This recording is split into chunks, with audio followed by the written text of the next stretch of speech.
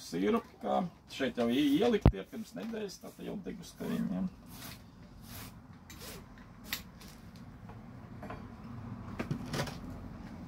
Un šis jau ir vīgrieži jau, arī jau lietojams.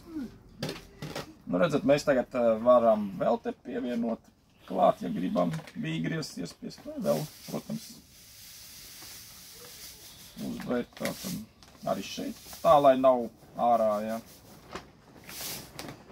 Un tad, ja gribam pēc garšas jau tīru āboletiķi, vai šeit jau medus, cukurs, āboletiķis, ja. Arī vēl papildus pielējam, jā. Tātad, tepat vēl. Nu, un, protams, tad aiztaisam ciet. Tur vajag tādus labākus, kārtīgākus vāciņus, jā. Parasti, lai arī tas apakšējais mums izšķīst. Nu, ja labs vāciņš atstājam, tur kādā šķīvī otrādi apliekam arī.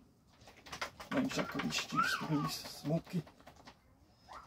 Liekam plus 30 grādi, tātad siltumnīcā vai kur. Jo tur tā rakstīts saulē. Pat, lai izšķīst visu tas cukurs. Tā arī paturam tur, jā. Tā jauno tāpat ar ogām. Nu, te mēs varam ar visiem kātiņiem arī.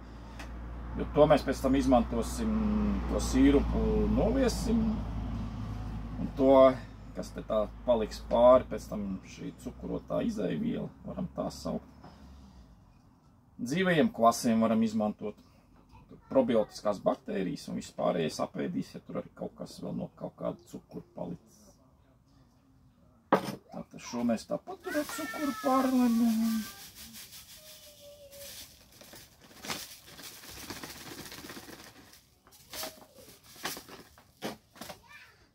Tā kārtām saliekam, ja. Te upenes, jāņogas, ķirši, visu, ko varam salikt. Nu, ogas redzam, ir sula vairāk, tad varbūt tur mazāk tas. Te mēs arī pārlējam ar sīrupu, lai viņš tur jau izšķīst.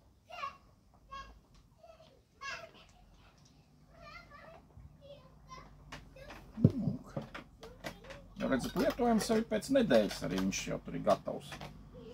Bet, nu, tā mēs turam viņu tur, lai pilnīgāk izvāk ārā. Nu, ja šo mēs, teiksim, dzīvais kvass pēc tam to palikušos čiekurus varam tur.